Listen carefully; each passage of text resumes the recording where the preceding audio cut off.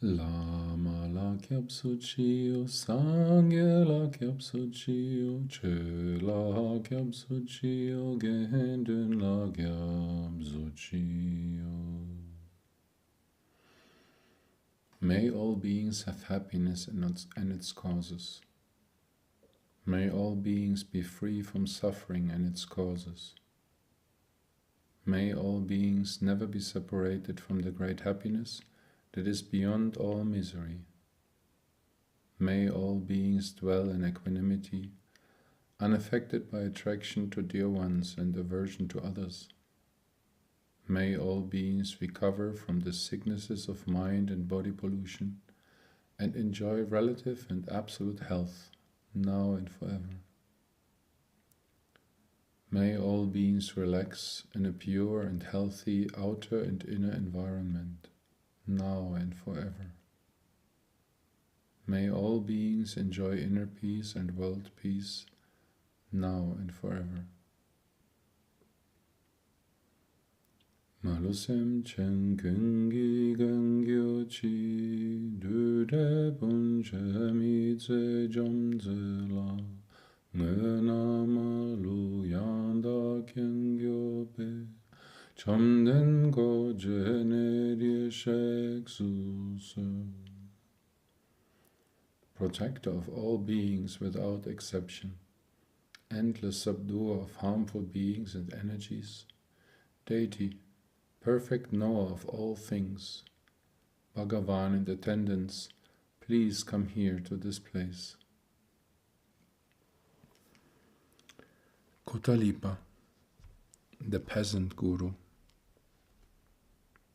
Both pleasure and pain are the mind's creations. Therefore, heed the guru's instructions and cultivate the mind for its own nature.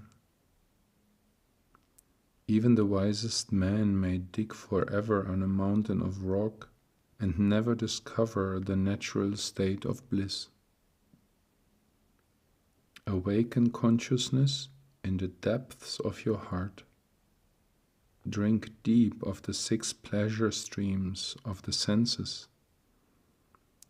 Do not seek to label, to name. It only causes anxiety. In and out of meditation, relax in a tension-free state of natural ease. Kotalipa was a good and honest man, a hard-working peasant whose life was an endless round of drudgery. Day in, day out, he toiled ceaselessly at plowing and planting a mountainside. The most meager of existences was his only reward. One day, as he was digging out a terrace from the unforgiving stone, the master Santipa chanced to pass by, returning to his home in Magadha after converting the people of Sri Lanka. "Who are you, and what are you doing there?" called Santipa. "I am a peasant digging this mountain," answered Kotalipa, bowing low.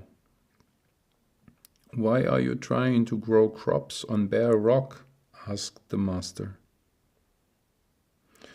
"Oh, once I had a beautiful farm with rich black soil," said Kotalipa sadly, "but it lay in the path of warring kings. They plundered and burned until there was nothing left for our villagers to do but flee for our lives. Now, all we have is this poor mountain, but at least we are safe." "If you had a mantra for digging mountains and instruction to go with it, would you practice these precepts?" asked Santipa. "Yes, Holy One, indeed I would," replied Kotalipa, and he listened with care as Santipa spoke of the 6 perfections. "While one may concentrate on physical suffering as the object of one's meditation," Santipa said, Without any understanding of the true nature of the mind, it can become a death trap. Your body has been worn down by your hard life. You have been following the karma of sixfold perversity, digging the earth as generosity, non-violence as moral conduct, enduring pain as patience, persistent effort as perseverance, unflagging energy as concentration, recognition of this path as perfect awareness. The karmic path is inherently hostile. You must abandon it and practice the karma of the sixfold perfection.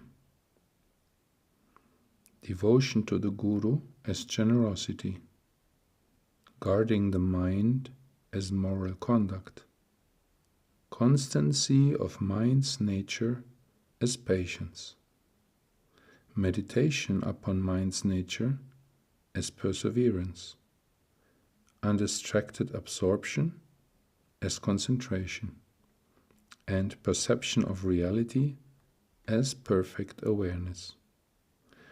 Practice these precepts and you will find release. Kotalipa asked for more precise instruction. First, you must devote yourself totally to the Guru, said Santipa. Since the mind is the source of all pleasure and pain, you must come to recognize the purity of its nature. The mind is like a mountain, immutable, unchanging. Dig it with a spade of radiant knowledge. Just as each of your hands can perform different but complementary tasks simultaneously, learn to dig your mountain and meditate upon the true nature of mind at one and the same time. Without these precepts, you may dig your life away on this mountain and never realize the pure pleasure of the true nature of the mind. Therefore, hearken to the Guru and cultivate the mountain of mind. For 12 years, with undistracted singleness of concentration, Kotalipa cultivated both the earth and mind, and he attained siddhi. After numerous selfless deeds for the welfare of all beings, he was assumed into the paradise of the Dakinis. Ni modelek zendelek, ni megong yahandelek shin, nin sentak du delek pel, kunsho sumgi jingiro, kunsho sumgi ngodrupso, kunsho sumgi tashisho. At dawn or dusk, at night or midday, may the three jewels grant us their blessings. May they help us to achieve all realizations and sprinkle the path of our lives with various signs of auspiciousness.